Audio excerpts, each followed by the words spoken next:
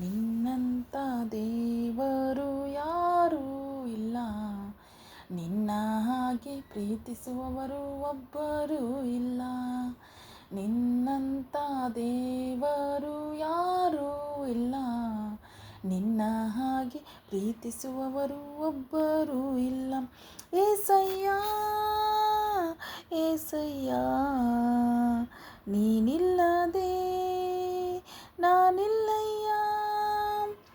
ಏಸಯ್ಯ ಏಸಯ್ಯ, ನೀನಿಲ್ಲದೆ ನಾನಿಲ್ಲಯ್ಯ. ನಿನ್ನಂಥ ದೇವರು ಯಾರೂ ಇಲ್ಲ, ನಿನ್ನ ಹಾಗೆ ಪ್ರೀತಿಸುವವರು ಒಬ್ಬರೂ ಇಲ್ಲ. ಮರಣ ಜಯಿಸಿದಾತನೇ, ಜೀವಲೋಕದರಸನೇ, ಪುನರುತ್ಥಾನ ಜೀವವು ನೀನೇ ನನ್ನ ಯೇಸುವೆ. ಆಲೆಲೂಯಾ ಆಲೆಲೂಯಾ, ನಿನಗೆ ಸ್ತೋತ್ರ, ನಿನಗೆ ಸ್ತೋತ್ರ, ನಿನಗೆ ಸ್ತೋತ್ರ, ನಿನಗೆ ಸ್ತೋತ್ರ. ನಿನ್ನಂತೆ ಯಾರಿಲ್ಲ, ನಿನ್ನ ಹೊರತು ದೇವರಿಲ್ಲ. ಆ ವಾಕ್ಯ ಎಂಬುವನು ನರಾವತಾರ ಎತ್ತಿ ನಮ್ಮ ಮಧ್ಯದಲ್ಲಿ ವಾಸ ಮಾಡಿದನು. ನಾವು ಆತನ ಮಹಿಮೆಯನ್ನು ನೋಡಿದೆವು. ಆ ಮಹಿಮೆಯು ತಂದೆಯ ಬಳಿಯಿಂದ ಬಂದ ಒಬ್ಬನೇ ಮಗನಿಗೆ ಇರತಕ್ಕ ಮಹಿಮೆ. ಆತನು ಕೃಪೆಯಿಂದಲೂ ಸತ್ಯದಿಂದಲೂ ತುಂಬಿದವನಾಗಿದ್ದನು. ಇವತ್ತಿನ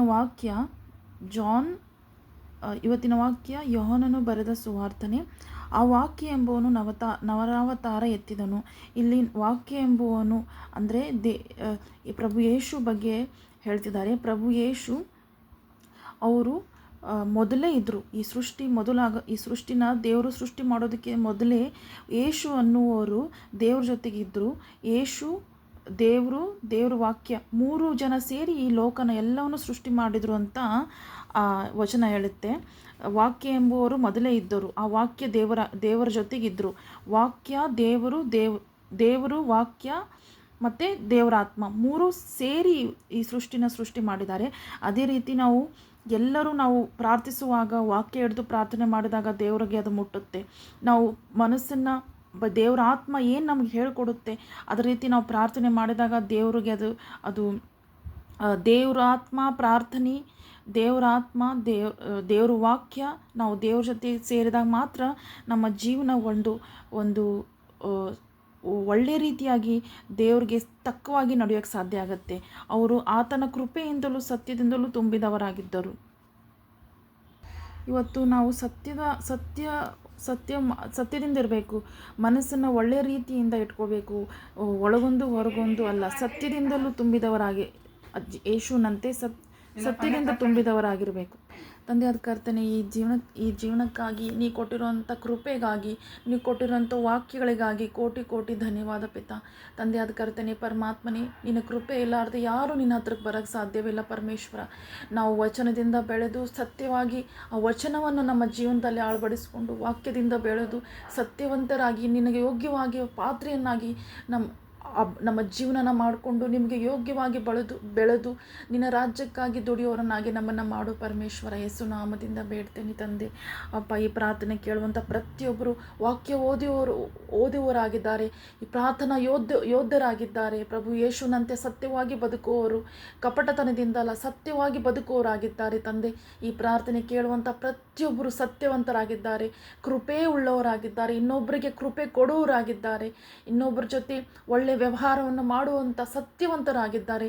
ನೀನು ಹೇಗೆ ಧರ್ಮದಿಂದ ಸತ್ಯದಿಂದ ಬದುಕಿದೆಯೋ, ನಿನ್ನ ತಂದೆ ಕಾರ್ಯಗಳನ್ನ ಮಾಡಿದೆಯೋ ಅದೇ ರೀತಿ ಇವರು ಚರ್ಚ್ಗೆ ಹೋಗುವವರು, ಚರ್ಚಿನಲ್ಲಿ ಚರ್ಚ್ಗೋಸ್ಕರ ಬದುಕುವ, ಚರ್ಚ್ಗೋಸ್ಕರ ಕಾರ್ಯ ಮಾಡುವವರಾಗಿದ್ದಾರೆ. ಈ ರೀತಿ ಮಾಡುವಾಗ ಇವ್ರ ಮೇಲಿರೋ ಎಲ್ಲ ಬಂಧನ ನೀನು ಒಡೆದಿದ್ಯಾ. ಸಮುದ್ರನ ಒಡೆದಿರೋ ನೀನು ಇವ್ರ ಮೇಲಿರೋ ಎಲ್ಲ ಬಂಧನನ ಒಡೆದಿದ್ಯಾ. ನೀನು ಸತ್ತಂಥ ಲಾಜರ್ನ ಎಬ್ಬಿಸಿರೋ ನೀನು ಧರ್ಮದಿಂದ ಸತ್ಯದಿಂದ ಬದುಕುವಂಥ ಇವರು ಆದಾಗ ಇವರನ್ನು ಜೀವಂತಗೊಳಿಸಿದ್ಯಾ.